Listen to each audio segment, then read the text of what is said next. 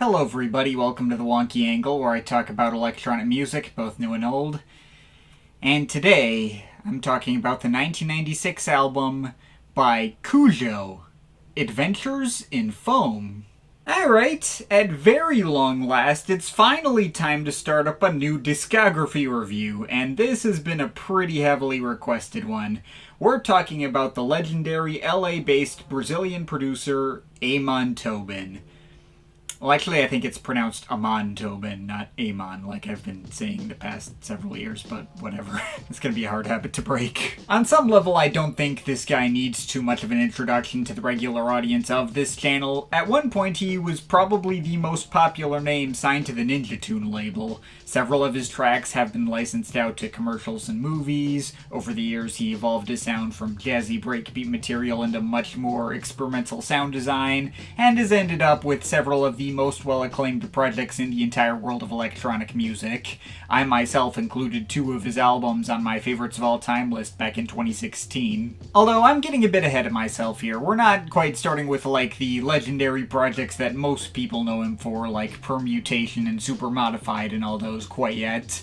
We have to start at the very beginning, back before Tobin was even releasing music under his real name at all. The album, widely considered by fans to be his true debut album, hence getting its own dedicated video instead of stuffed in odds and ends, was this one-off project he released under the name Cujo on a small-time, short-lived independent label called 9 Bar Records back in 1996. Very small label, though it's not like a self-release. There were other names on the label, just if you know any of those other names who released on there, such as Sure Shot, Noise and Paradox, Flavor Nuts, or Mike Bandoni. Chances are you'll have just discovered them through having known this album first and looking up what else was on the label. This album was also briefly re-released in the US through a different label called Shadow Records the following year, though they also used different artwork which Tobin didn't approve of. They also reorganized the track listing at their leisure and even mistitled some tracks. A move which even led Ninja Tune to writing the label off as an unscrupulous company in the promo text of this album's expanded re-release from 2002. I'll be sticking to the track listing of said 2002 re-release when talking about the finer details of the album.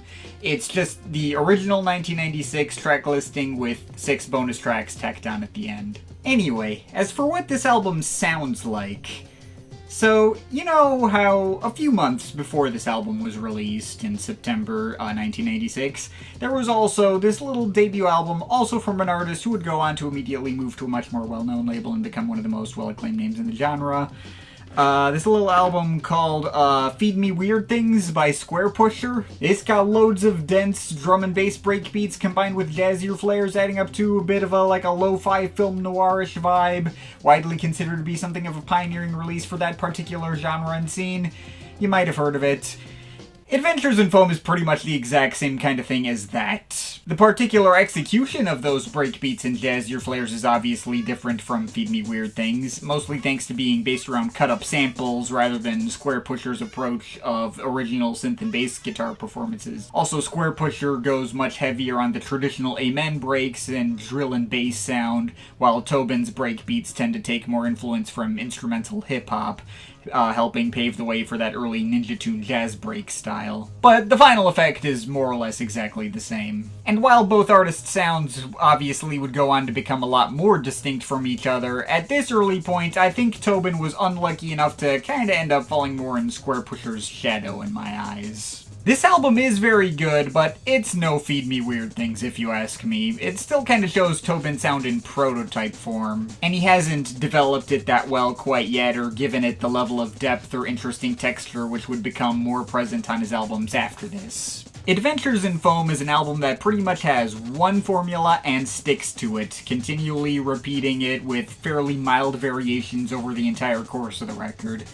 It's a good formula. The grooving mixes of crisp breakbeats, deep bass lines, and some other light jazz instrumentation like pianos and saxophones and stuff is a mix I can almost always mess with, and the dark, mildly sleazy film noir vibes are decently immersive.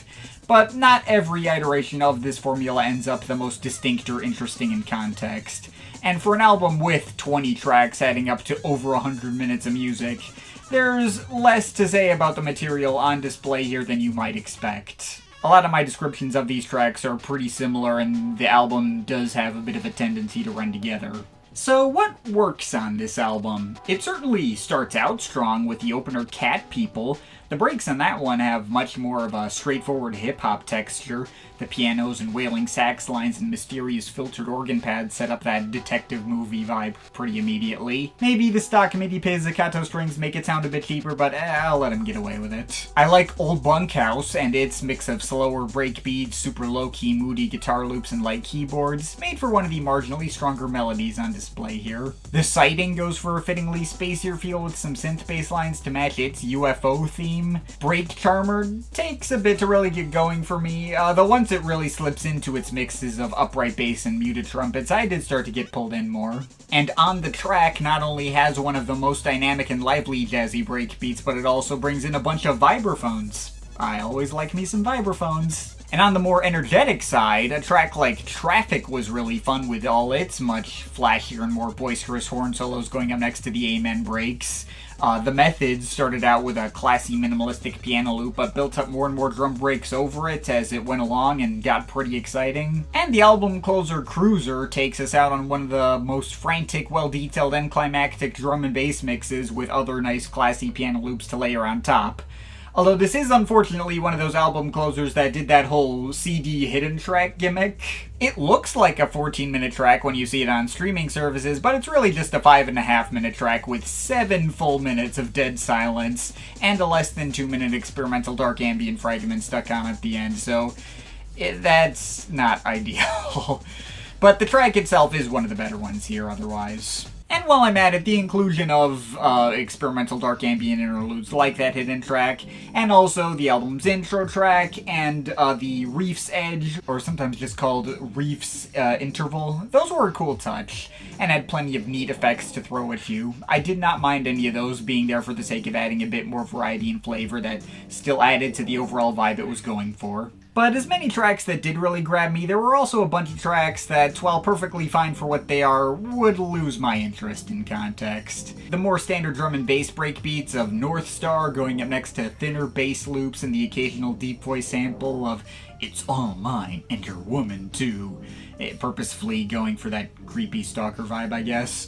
It was neat, but I thought that made for one of the sparser and emptier and less unique sounding takes on this sound. As was Paris Streetem, which was pure background music to me on most listens, and also has one of the least developed ideas of fairly standard chopped up breakbeats going over a single one-note smoky pad. And while Avida had a more dynamic fretless bass line and some cooing vocal sample in the background, that also ended up feeling kind of fillerish to me. You could also run into a track like Fat Ass Joint, which is one I feel a bit more conflicted on. It certainly sounds like the kind of dusty and hazy mix well suited to, smoking weed to. And I once again like the inclusion of some mild vibraphones here and there, though the underlying stretched out bass sample doesn't blend as well next to some of the other samples. Almost sounds like some of these elements are like in different keys from each other in a way that can come off a bit awkward to me sometimes.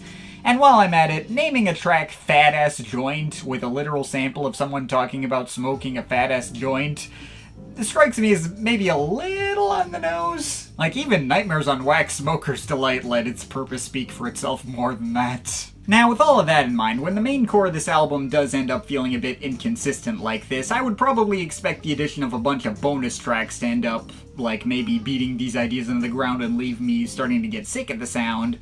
Although for once, I actually don't think that happened. If anything, I think the bonus track section of this album might actually be a bit more consistent than the main core of the album. I feel like the hidden track at the end of Cruiser unintentionally makes for a solid intro to warm up for what would otherwise basically feel like a pretty solid companion EP. The Brazilian Air feels like it's directly priming the pump for more well-known tracks of his to come shortly after, such as Easy Muffin, among others. Its lower key piano and bass loops feel like they fit more coherently together than some of the other more, I guess, dissonant mixes on display elsewhere. And the breaks are even breezier and more dynamic. Popsicle is also excellent, quite possibly the most energetic track out of all 20 here, with all these way denser and more layered shuffling beats, with some that feel taken out of like 60s bubblegum pop tunes, with all these bright retro 60s choruses filtered into formless pads to match. Lots of fun. And the light, as per its title, feels much lighter and more optimistic compared to the darker and brooding approaches to most of these other cuts, with all these warmer and floatier synth pads going up next to the usual jazz break mix. Beyond that, Mars Brothers may be made out of a mix of upright bass and breakbeats that sounds like lots of other tracks on the album, but there was a lot more like reverb applied to the bass, which made it feel a lot more enveloping and menacing than other similar tracks here.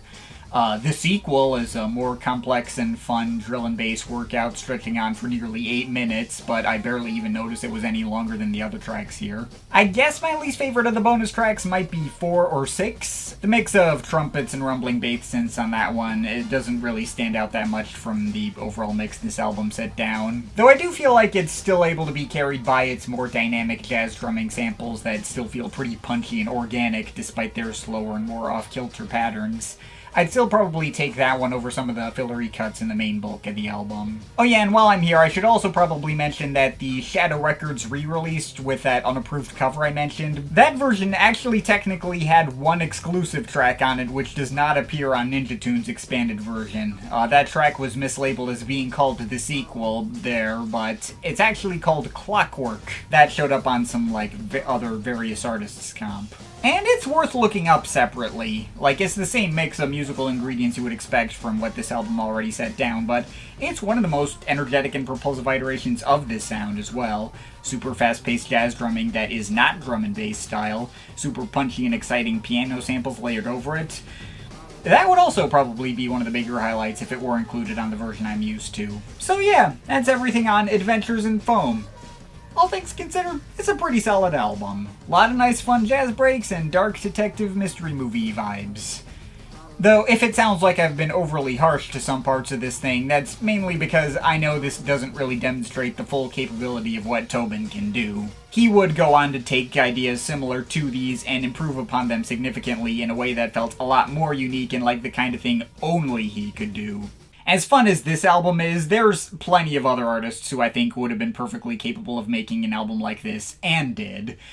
Be it Square Pusher again, also Luke Vibert under his Wagon Christ alias, pretty much anyone on that early Ninja Tune roster, such as DJ Food or Funky Porcini as well. Now, I can absolutely respect this for feeling ahead of its time for 1996. This kind of jazz breaks material was not a super common thing at the time. Did I mention that Feed Me Weird Things only predates this album by 5 months? But being among the first to this kind of sound doesn't necessarily make it the best of this kind of sound. Just for example, Plug's Drum and Bass for Papa from 1995 I would argue is even more formative to this genre and a defining early example of that whole drill and bass scene.